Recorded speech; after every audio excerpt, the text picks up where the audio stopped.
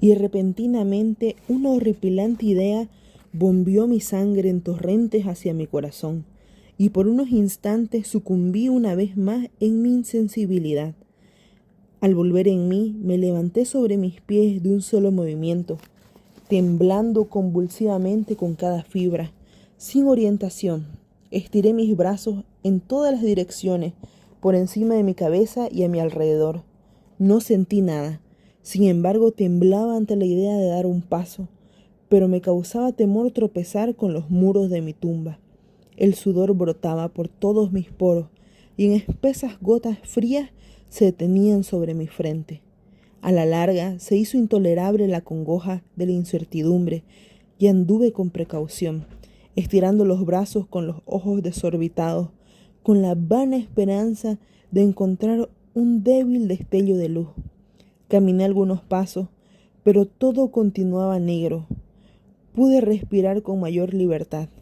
Al cabo, me pareció irrebatible que el destino que me reservaron no era el más aterrador de todos. Y entonces, mientras cautelosamente continuaba avanzando, se confundía en mi memoria multitud de vagos rumores sobre los horrores que ocurrían en Toledo.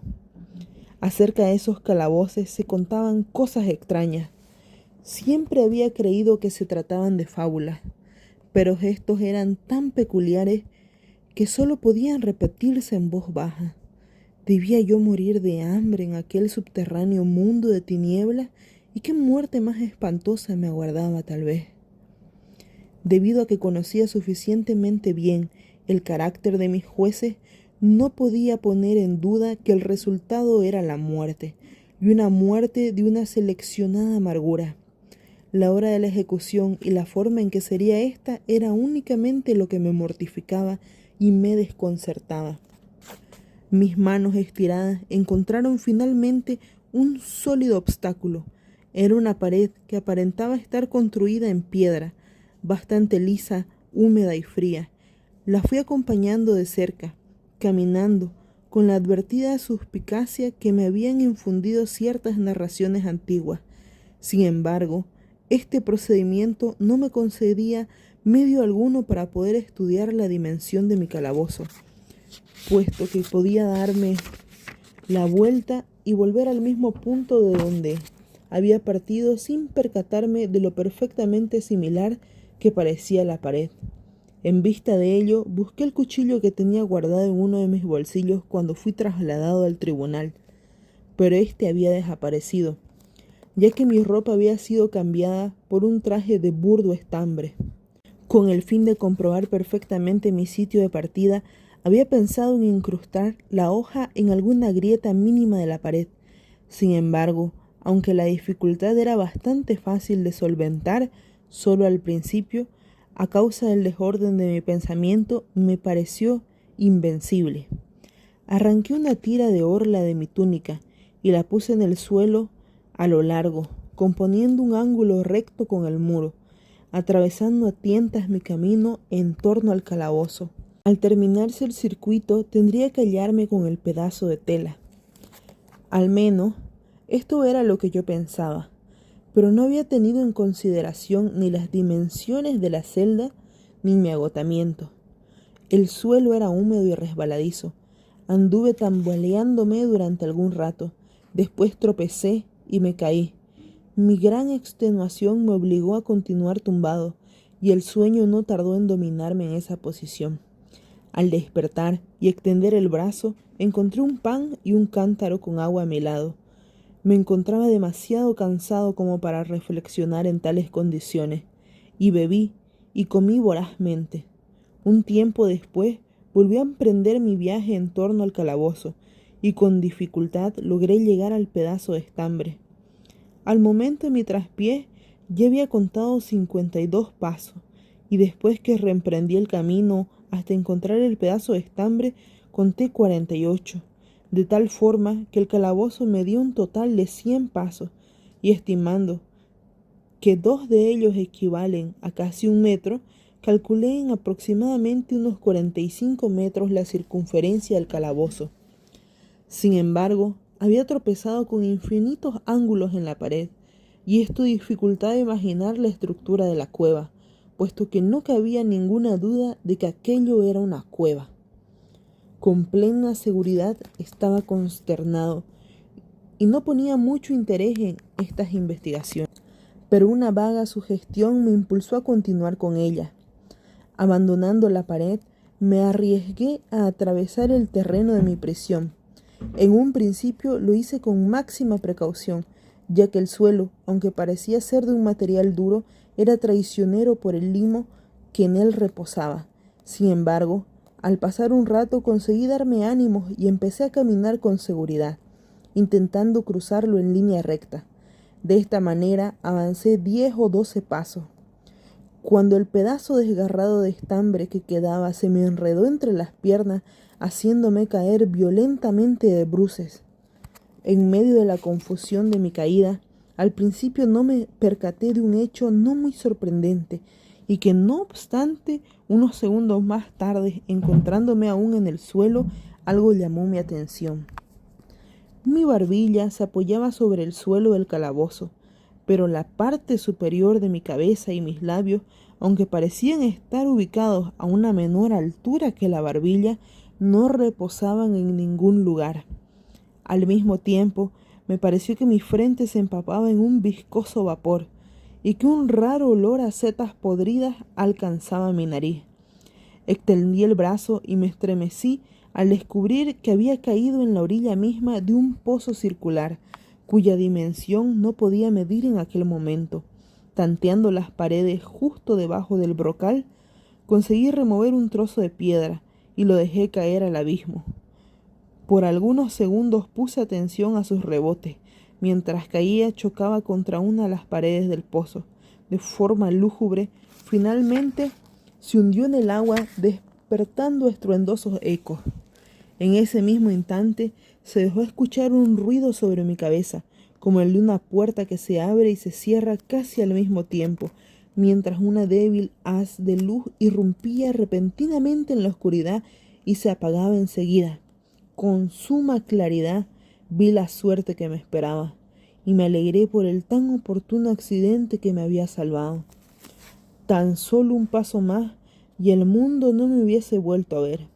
Aquella muerte, eludida a tiempo, tenía esa misma particularidad que yo había estimado como fabulosa y absurda en los relatos que sobre la Inquisición había escuchado narrar.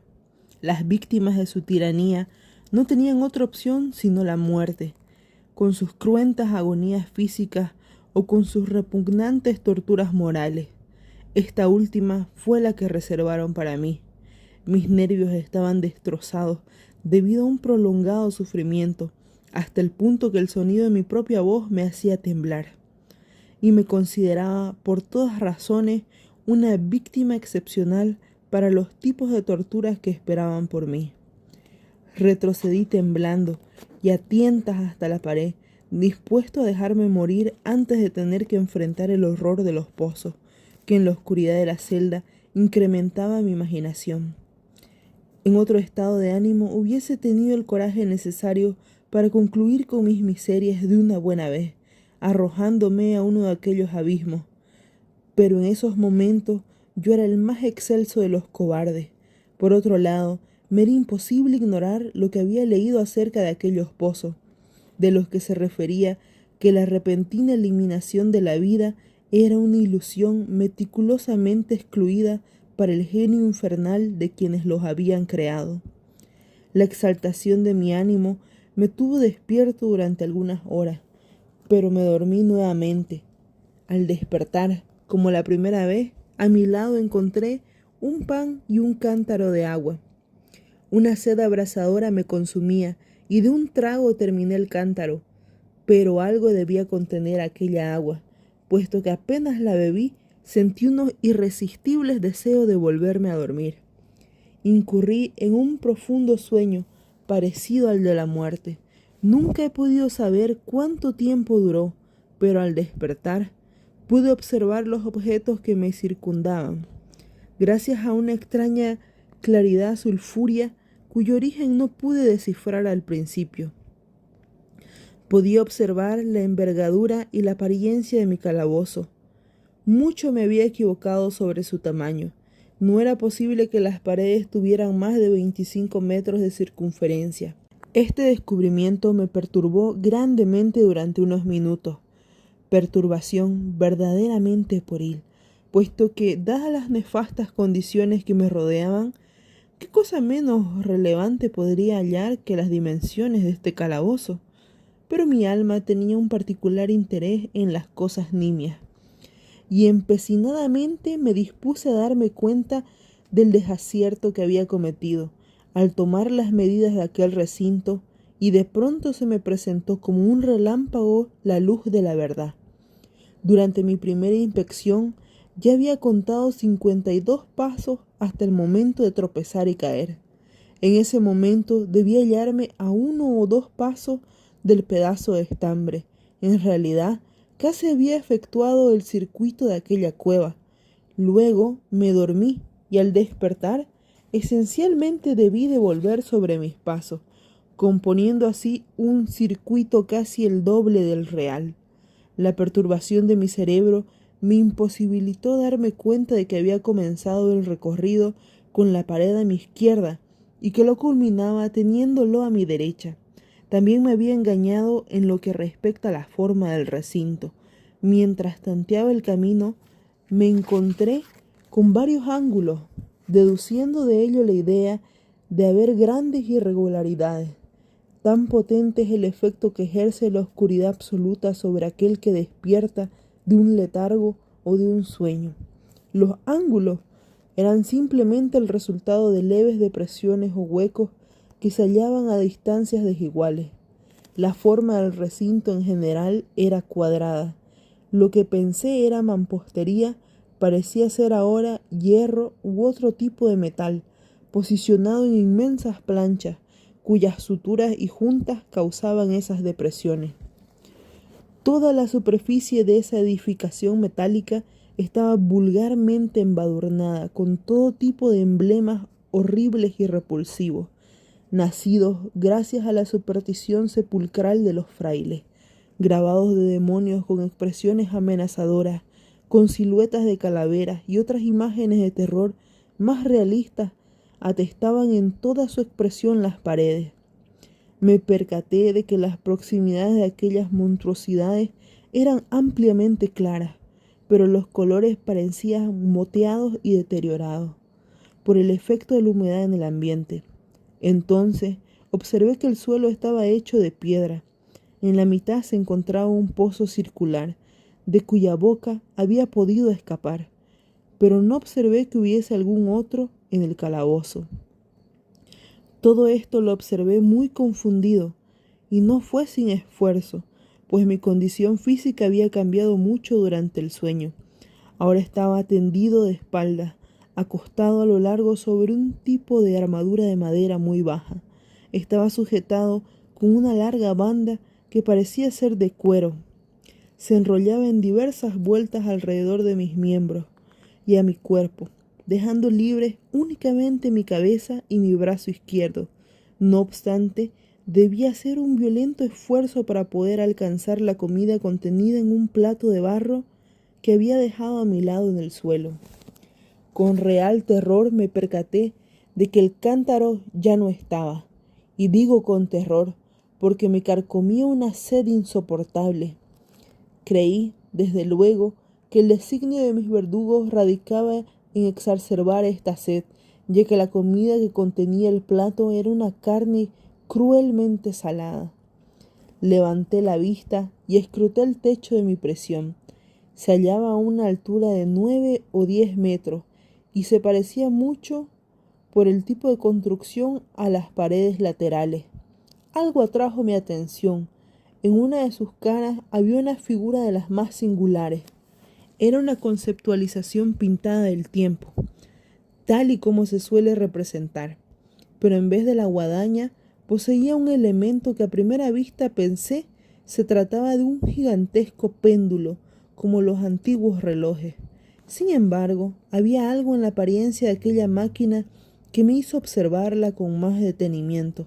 Mientras la miraba directamente, mirando hacia arriba, ésta se encontraba situada exactamente sobre mi cabeza, Me pareció observar que se movía. Un instante después se confirmó mi idea. Su oscilación era corta y por lo tanto bastante lenta. Con suficiente desconfianza y ante todo con extrañeza, la detallé durante unos minutos. Extenuado después de custodiar su fastidioso movimiento, volví mis ojos al resto de los objetos de la celda. Un leve ruido llamó mi atención. Mirando al suelo, y vi que lo cruzaban unas ratas enormes. Habían surgido del pozo que yo podía visualizar a mi derecha. En ese momento, mientras las miraba, treparon en tropel a toda velocidad con ojos voraces, atraídas por el olor de la carne. Tuve que hacer un gran esfuerzo y poner mucha atención para apartarla. Transcurrió una media hora o tal vez una hora completa. Me era muy difícil y no podía medir el tiempo perfectamente. Cuando de nuevo levanté la mirada sobre mí, y lo que entonces observé me dejó atónito y estupefacto. La senda del péndulo había aumentado casi 1 metro y como resultado natural, su velocidad era pues mucho mayor. Fundamentalmente, lo que más me impactó fue la concepción de que visiblemente había descendido. Puede imaginarse con cuánto horror detallé que su extremo inferior estaba conformado por una media luna de acero brillante y que tendría aproximadamente 1 pie de largo de un cuerno a otro. Los cuernos señalaban hacia arriba y el filo inferior estaba afilado evidentemente como la navaja de un barbero. De igual modo semejaba una navaja barbera, pesada y maciza, y se hacía más gruesa desde el filo en una forma gruesa y compacta. Se acoplaba a una robusta varilla de cobre y todo el conjunto silbaba oscilando en el espacio. Ya no cabía duda alguna en cuanto a la suerte que me había deparado la terrorífica ingeniosidad monacal. Los gendarmes de la Inquisición previeron mi hallazgo del pozo, cuyos horrores fueron reservados para un hereje tan intrépido como yo. Del pozo, representación del infierno, contemplado por la opinión como la última tul de todas las condenas, el más imprevisto de los accidentes me había librado de caer en él, y yo estaba al tanto de que el arte de transformar el martirio en un lazo y una sorpresa conformaban una importante rama de aquel fantasmagórico sistema de misteriosas ejecuciones. No obstante, al haber fallado mi caída en el pozo, pues en el demoníaco plan no destacaba arrojarme por él. Por tanto, estaba destinado y sin ninguna alternativa, como lo es en mi caso, a una muerte diferente y más dulce, más dulce. En mi agonía reflexioné sobre el singular uso que empleaba de esta palabra y casi sonreí. ¿Por qué contar las extensas e interminables horas de terror que fueron más que mortíferas, durante las que permanecí contando las oscilaciones vibrantes de aquel acero? Descendía gradualmente, pulgada a pulgada, línea a línea, realizando un descenso únicamente apreciable a intervalos, los cuales consideré más largos que los siglos, y seguía bajando, cada vez más seguía bajando. Y transcurrieron días, probablemente muchos días, antes de que llegase a balancearse cerca de mí, lo suficientemente cerca como para abanicarme con su corriente acre. El olor del acero afilado lastimaba mi olfato. Imploré al cielo, cansándolo con mis plegarias, para que consiguiera descender el acero más rápidamente. Perdí la razón.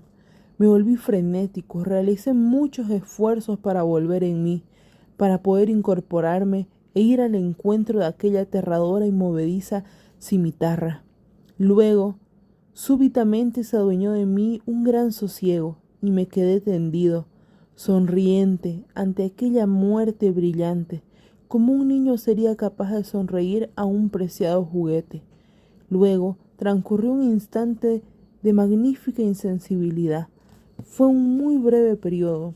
Cuando volví a la vida, observé el péndulo y no me pareció que hubiera descendido una altura apreciable. Sin embargo, es probable que ese tiempo hubiese sido larguísimo. Yo estaba al tanto de que existían seres infernales que apuntaban mis desfallecimientos y que podían detener la vibración a su antojo. Cuando volví en mí, tuve una sensación de malestar y una debilidad indescifrable como resultado de una gran inanición. Incluso entre aquellos tormentos, la naturaleza humana imploraba el sustento. Con penoso esfuerzo, estiré mi brazo izquierdo tan lejos como las ataduras me lo permitían. Me apoderé de una pequeña sobra que se habían dignado dejarme las ratas. En cuando me llevé el trozo a los labios, una medio formada idea de extraño regocijo, de esperanza se albergó en mi espíritu. ¿Pero qué teníamos en común la esperanza y yo? Reitero, se trataba de una idea medio formada. El hombre con frecuencia tiene ese tipo de pensamientos que nunca se completan. Continuará.